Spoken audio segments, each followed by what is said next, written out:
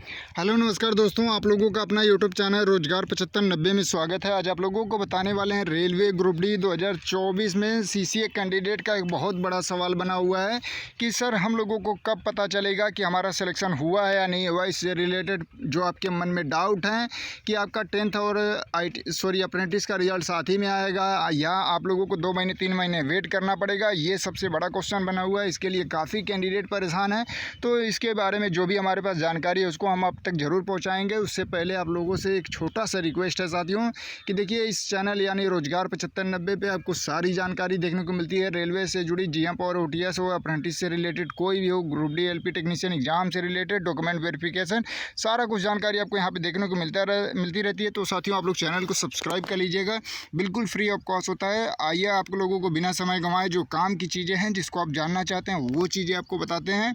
तो देखिए साथियों, सबसे महत्वपूर्ण ये है कि देखिए आपके मन में डाउट बना हुआ है और जाहिर सी बात है डाउट बना ही रहेगा, क्योंकि आप लोगों ने 2024 की भर्ती का फॉर्म भरा है। 2026 का 6 महीना बीत चुका है, अभी तक आप लोगों को ये भी नहीं पता चला है कि आपका सिलेक्शन होगा या नहीं होगा। क्योंकि सोचिए 2024 2026 हो गया, मतलब सोचिए कि इतना डिले हो रहा है। कैलेंडर जारी करने के बाद रेलवे ने कहा था कि हम कैलेंडर जारी करने से भर्ती में कोई भी डिले नहीं होगा, हर साल भर्तियाँ होती रहेंगी, लेकिन इतना ज़्यादा कोई कितना सब्र करेगा।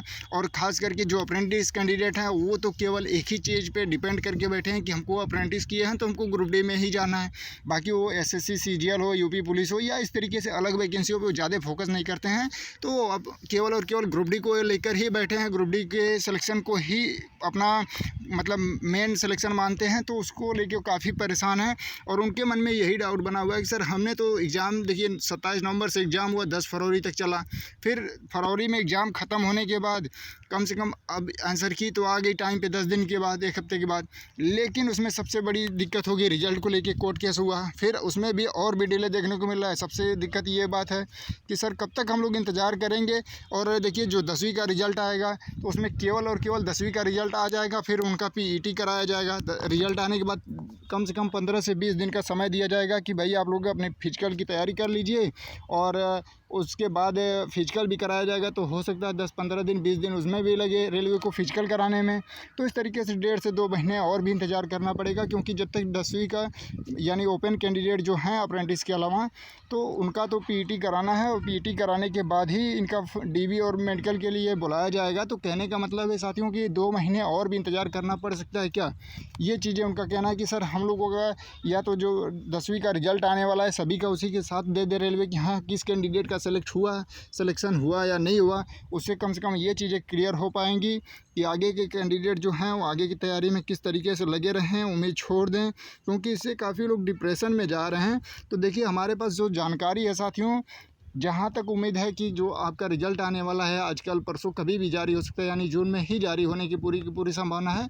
तो इसमें यही अपडेट निकल के आ रही है कि जो आपका अप्रेंटिस का डिटेल तो ले लिया गया है, नोटिफिकेशन लिंक ओपन करके आपसे डिटेल तो मांग लिया गया है।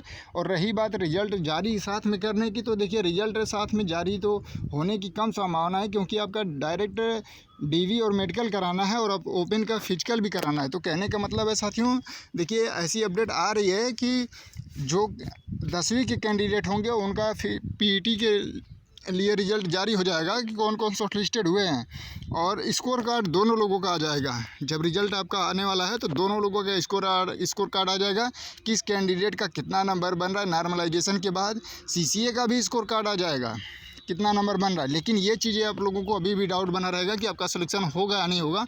ये चीज़ें हो सकता है कि आपको 1 से 2 महीने बाद ही देखने को मिले।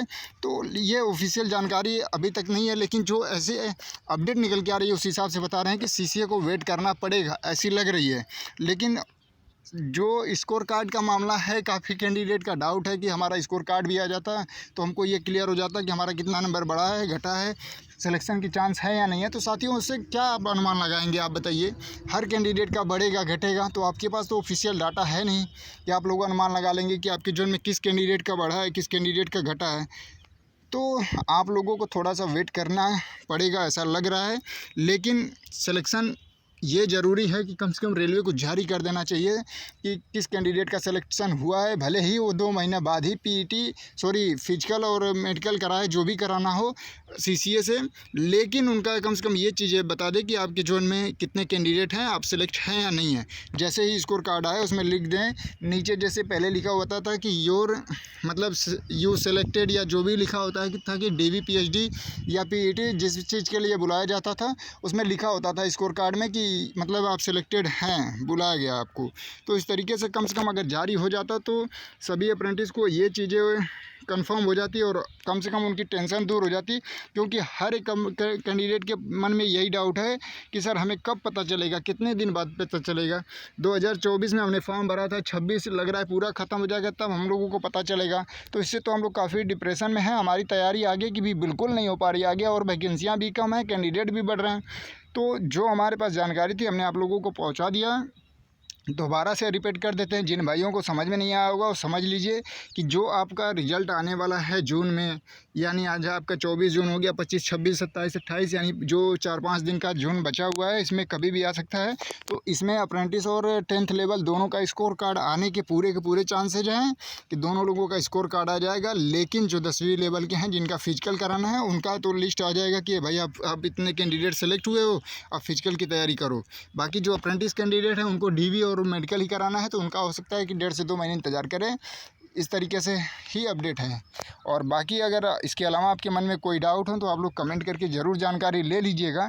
और सबसे बड़ा आपका सवाल बना था, क्योंकि इस मुद्दे पे हमने जो आपको वीडियो ये प्रोवाइड करा रहे हैं, इस तरीके से काफ़ी कैंडिडेट का फ़ोन मैसेज आ रहा था कि सर क्या करें, हम लोग कुछ समझ में नहीं आ रहा है, कोई अपडेट नहीं मिल पा रही है। पहले तो ITI नॉन ITI के चक्कर में ये भर्ती फंसी थी, फिर अप्रेंटिस के चक्कर में फंसी है, और फिर इनका PET कब तक चलेगा, कितने दिन बाद शुरू होगा, फिर बोलेंगे कि मतलब गर्मी चल रही है इसमें फिजिकल कराना मुश्किल है। तो इस तरीके से तो काफ़ी लंबा खिंच जाएगा और हम लोग काफ़ी परेशान हैं। तो बिल्कुल गर्मी बहुत ज़्यादा है साथियों, धूप बहुत तेज़ हो रही है, तो इस वजह से इसमें फिजिकल कराना भी रेलवे के लिए मुश्किल हो जाएगा। तो हो सकता है कि और भी आपको देखने को मिले। तो मान के चलिए हमको तो लग रहा है कि अगर इस तरीके से अगर अप्रेंटिस का DV और मेडिकल के लिए तो अगस्त आ सकता है, जुलाई एंड आ सकती है, इस तरीके से भी देखने को मिल सकता है, हो सकता है सितंबर भी आ जाए। लेकिन हम लोग जहाँ तक कोशिश कर रहे हैं, आप सभी लोगों से रिक्वेस्ट है कि आप लोग जहाँ भी रिक्वेस्ट करना पड़े आप लोग करिए कि सर हम लोगों को कम से कम ये चीज़ें बता दीजिए कि स्कोर कार्ड के साथ साथ कि आपका मतलब आपके जोन में आप सेलेक्ट हैं या नहीं है। बाकी आप 2 महीने बाद ही DV मेडिकल करा लीजिएगा, कोई दिक्कत नहीं है, लेकिन कम से कम ये क्लियर कर दीजिए जो मानसिक हेडेक बना हुआ है वो चीज़ें उतर जाए कैंडिडेटों से। तो ये वीडियो आप लोगों को हमने यही जानकारी देने के लिए बनाया था कि RRB ग्रुप D 2024 में कौन CCA सेलेक्ट हुआ है, कब पता चलेगा। तो ये पता आपको तभी चलेगा जब 10th लेवल यानी ओपन कैंडिडेट का PET हो जाएगा तब, और स्कोर कार्ड आपका दोनों लोगों का साथ ही आएगा, चाहे वो ओपन कैंडिडेट हो चाहे CCA कैंडिडेट हो, आपका दोनों लोगों का स्कोर कार्ड साथ में आ जाएगा। और स्कोर कार्ड भी आप लोगों का आएगा तो नॉर्मलाइज करके आएगा। नॉर्मलाइज ही बहुत बड़ा खेल करेगा सिलेक्शन लेने में, क्योंकि किसी का ज़्यादा बढ़ेगा तो उसका सिलेक्शन होने के चांसेस बढ़ जाएंगे, जिसका ज़्यादा घट जाएगा उसकी घट जाएंगे चांसेस। तो साथियों आप लोगों को ये जानकारी कैसी लगी ज़रूर कमेंट करके बताइएगा कि आपका डाउट क्लियर हुआ या नहीं हुआ, कमेंट करके ज़रूर बताइएगा। और इस वीडियो को ज़्यादा से ज़्यादा शेयर कर दीजिएगा। धन्यवाद।